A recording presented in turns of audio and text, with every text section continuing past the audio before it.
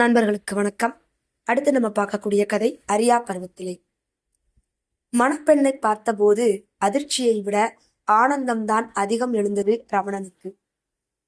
இவளுக்கு 24 வயது இருக்குமா? கணக்கு போட்டு பார்த்தால் சரியாக வந்தது. கணக்கு என்றதுமே உமா ஞாபகம்தான் எழுந்தது. கண்டிப்பாக உமாவுக்கு பிறந்தவளாகத்தான் இருக்க வேண்டும். அதே சாயல், அதே வெட்கம் கலந்த சிரிப்பு. அவனுடன் படித்த உமா படிப்பின் கெட்டிக்கார். பாடத்தில் சந்தேகம் கேட்பது போல் அவளுடன் பழகியவன். அவளுடைய நம்பிக்கைக்கு பாத்திரமானவன். சிடுமூஞ்சி கணக்கு வாத்தியாரை போல் இல்லாது பொறுமையாக விளக்கிவிட்டு, நான் என்ன உன்னோட டீச்சரா என்று சிரிப்பாள் உமா. வெட்கமும் பெருமையும் அதில் கலந்திருக்கும். சனிக்கிழமை என் கூட ஒரு இடத்துக்கு வர்றியா என்று அவன் கெஞ்சலாக கேட்டபோது அவள் அதிகம் யோசிக்கவில்லை. எங்கடா என்று மட்டும் கேட்டாள். சொன்னாத்தா வருவியா? அது ஒரு சர்ப்ரைஸ்.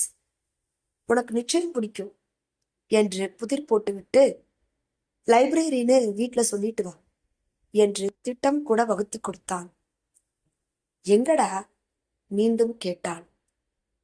ராஜன் வீட்டுக்கு என்று மட்டும் தெரிவித்தான்.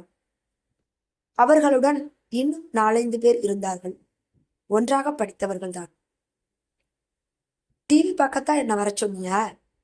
இதுக்கு வீட்டிலேயே உட்கார்ந்து படிச்சிருப்பேனே என்று அழுத்தவளிடம், இது வேற மாதிரி என்று நமட்டு சிரிப்புடன் புதிர் போட்டான் ரமணன். அவளுக்கு பயம் வந்தது. ராஜன், உங்க வீட்டுல பெரியவங்க யாருமே இல்லையா என்று கேட்டாள். அப்பா வேலை விஷயமா வெளிநாட்டுக்கு போயிருக்கிறாரு. அம்மாவும் கூட போயிருக்காங்க. வீட்டுல நானும் அண்ணனும் தான். நல்ல காலம். அவனுக்கு இன்னைக்கு ஏதோ விளையாட்டு போட்டியான். வெளியில கிளம்பிட்டான். நாம ஜாலியா படம் பார்க்கலாம்.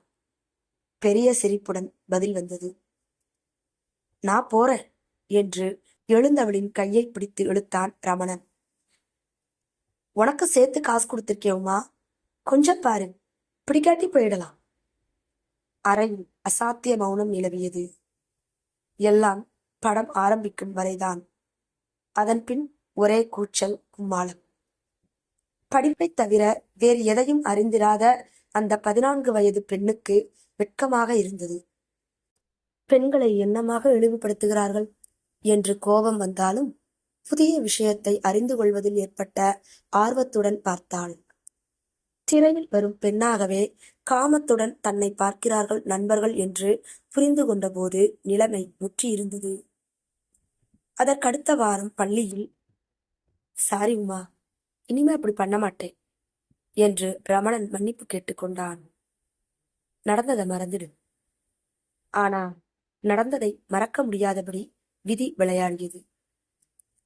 யாரடி அவ? நீ படிச்சு முன்னுக்கு வருவேன்னு பார்த்தா இப்படி கெட்டு போய் வந்து நிற்கிறையே. அப்பா குதித்தார். இருபுறமும் போலீஸ் காவலுடன் தலையை குனிந்தபடி ரமணன் நடந்தபோது பள்ளி முழுவதும் வேடிக்கை பார்த்தது. பின்னால் வருத்தமே உருவாக அவனுடைய விதவை தாய். இளம் வயது அவனுக்கு துணையாக இருந்தது. சீர்திருத்த பள்ளிக்கு அனுப்பினார்கள். ராஜன் தான், எனக்கு என்ன பயம், எங்க அப்பா எனக்கு ஆதரவா இருக்காரு என்று வீராப்பாக பேசினாலும், ஈராண்டுகளாக இப்படி ஒரு தொழிலில் சாமர்த்தியமாக சம்பாதித்த தனக்கு உழை வைத்து விட்டானே பாவி என்று குமுறினான். அந்த பொண்ணு நோன்னு கத்துனா. அவ கையையும் காலையும் 2 பேர் பிடிச்சுக்கிட்டு என்ற வர்ணனையுடன் வாக்குமூலம் அளித்தான். வீடியோ கடைக்கு போய் ரகசிய குரல் கொடுக்க மேஜை அடியில் கொடுப்பார்கள் அந்த படங்களை. அவன் நல்ல காலம். அவங்க அந்த மாதிரி படம் பார்க்கிறப்ப உனக்கென்ன அங்க வேலை என்று யாரும் அவனை கேட்கவில்லை. போலீஸ் அதிகாரியின் பிள்ளையாயிற்றே. வியாபார நுணுக்கங்களை கற்றுத் தேர்ந்து புதிய மனிதனாக வெளியே வந்த ரமணன் முதல் வேலையாக உமாவை தேடி போனான். அவள் இருந்த வீட்டில் யாரோ குடியிருந்தார்கள். எங்கு போய் தேடுவது என்ற குழப்பம்தான் எழுந்தது அவனுக்குள். விரக்தியுடன் தானுண்டு தன் கடையுண்டு என்று வாழ ஆரம்பித்தான். ரமணனுடைய மினி மார்க்கெட்டில் வேலை செய்த பரதனுக்கு கல்யாணமாம். எல்லாரும் உங்களை மாதிரி சன்னியாசியா இருப்பாங்க சார் என்று விளையாட்டாக கேட்டபடி பத்திரிகை கொடுத்தான் மாப்பிள்ளை. நானா சன்னியாசி? நான் பிரிஞ்சிலேயே வெம்பி போன வேண்டா. என்னடா லவ்வா? வெட்கப்பட்டான். அதெல்லாம் இல்ல சார். அநாத ஆசிரமத்துல வளர்ந்த பொண்ணு. பஸ் ஸ்டாப்ல பார்த்தேன், பிடிச்சு போச்சு. அப்போ அது லவ் தான். தனக்கும் மீண்டும் கலகலப்பு வந்துவிட்டதே என்ற ஆச்சரியம் எழுந்தது ரமணனுக்கு. மணவரையில் அந்த பெண்ணை பார்த்ததும் அவன் மனம் ஆடிப்போயிற்று. இவளா இவளா அனாதை? அப்பன் நான் இருக்கிறேன். ஆனால் அதை உறக்கச் சொல்ல முடியுமா? பிறந்ததுமே வேண்டாம் என்று உன்னை உதறிவிட்டு போய்விட்டாளாவும் தாய்? ஆத்திரம் எழுந்தது. பாவம், சிறு பெண். அவள் வேறு என்ன செய்திருக்க முடியும் என்று மூளை தர்க்கம் செய்தது. நான் செய்த தவறுக்கு பெண்கள் இருவரும் பலி. முதல்ல முதலாளி காலில் விழுந்து ஆசீர்வாதம் வாங்கிக்கலாம் வா. கூச்சத்துடன் காலை பின்னுக்கு இழுத்து கொண்டான் ரமணன். நல்லா இருங்க என்று வாழ்த்திய போது குரல் தழுதழுத்தது. தனக்கு நாதி இல்லாமல் போய்விட்டதே என்ற கவலை இனி இல்லை. கடையை பரதனுக்கு கொடுப்பதுதான் தான் செய்யக்கூடிய பிராய்ச்சித்தம். இனியாவது மகள் செல்வ செழிப்புடன் வாழ்வாள். தன்னை போல் தனிமரமாக இல்லாது எங்கோ குடும்பம் குழந்தைகள் என்றிருப்பாள் உமா. அந்த எண்ணமே மகிழ்ச்சி அளித்தது. சார் முகத்துல இன்னைக்குதான் சிரிப்ப பாக்குறேன் என்று மகிழ்ச்சியுடன் புது மனைவியிடம் கூறினான் பரதன். அது நிலைக்காது என்று அப்போது எவரும் நினைக்கவில்லை.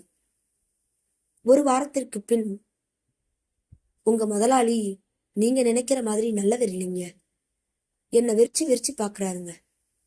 நாம வேற எங்கேயாச்சும் போயிடலாம்.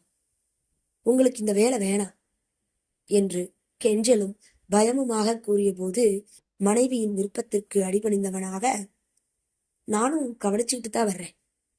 காலகாலத்துல கல்யாணம் கட்டாட்டி இப்படித்தான் என்று அந்த பிரச்சனைக்கு முடிவு கட்டினான் பரதன்.